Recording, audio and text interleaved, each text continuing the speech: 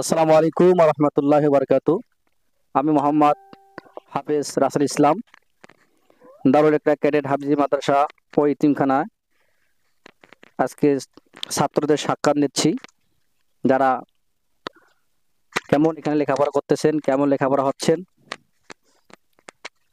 আলহামদুলিল্লাহ, আজকে আমরা ছাত্রর কাছ থেকে হাদিস শুনবো, কোরআন তেলাওয়াত শুনবো, মাসলা শুনবো।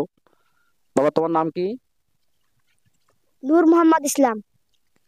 হাদিস কয়টা মুখস্থ আছে তোমার? 60টা। 40 নম্বর হাদিসটা বলো তো। 40 নম্বর হাদিস শরীফ, মাইহরামুর রিফক ইহরামুল খাইর। হাদিস শরীফের অর্থ, যে নম্রতা হইতে বঞ্চিত সে কল্যাণ থেকে বঞ্চিত।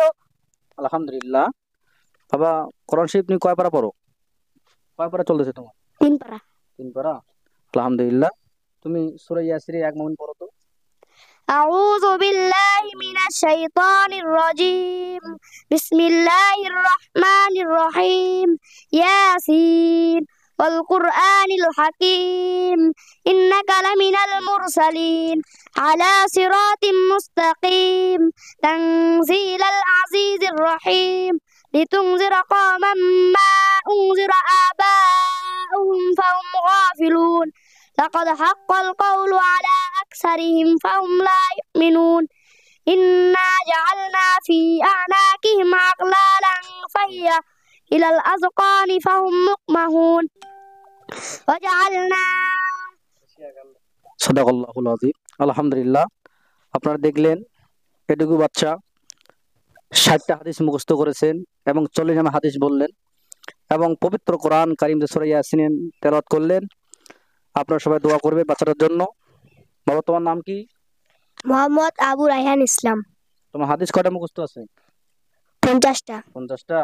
তুমি 5 নম্বর হাদিসটা বলো তো। 5 নম্বর হাদিস শরীফ, মিফতাহুল জান্নাতিস সালাহ। হাদিস শরীফের অর্থ, নামাজ বেহেশতের চাবি। আলহামদুলিল্লাহ। পবিত্র কোরআন কারীম সূরা ফাতিহা পড়ো তো তুমি। أعوذ بالله من الشيطان الرجيم. بسم الله الرحمن الرحيم. الحمد لله رب العالمين الرحمن الرحيم مالك يوم الدين. إياك نعبد وإياك نستعين.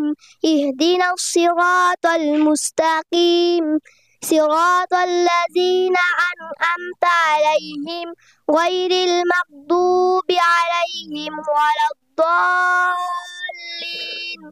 আলহামদুলিল্লাহ।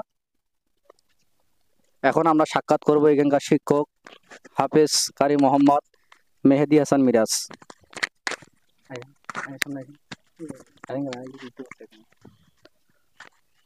আপনি এখানকার শিক্ষক, আপনার নামটা একটু পরিচয়টা দেন। আমার নাম মোহাম্মদ মেহেদি হাসান মামুন। আপনার এখানে কি কি বিভাগ আছেন?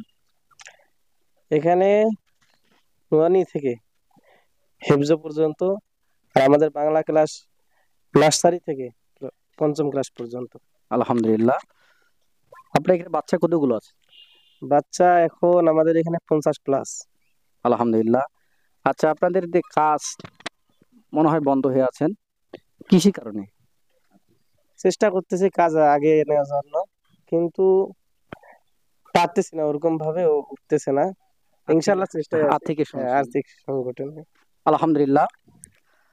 আপনারা যারা এই ভিডিও দেখবেন এবং যারা দেশ এবং দেশের বাইরে আছেন, এই মাদ্রাসার জন্য সহযোগিতার হাত বাড়িয়ে দিবেন এবং সহযোগিতার হাত আপনারা বাড়িয়ে দিবেন। আপনার 10 টাকার বিনিময়ে এই মাদ্রাসা, এই প্রতিষ্ঠান দাঁড় হয়ে যাবে।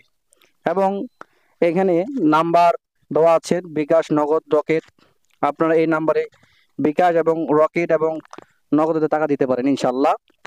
আল্লাহ রাব্বুল আমাদের সবাইকে কবুল করুন। আল্লাহুম্মা আমিন। আসসালামু আলাইকুম রহমতুল্লাহ।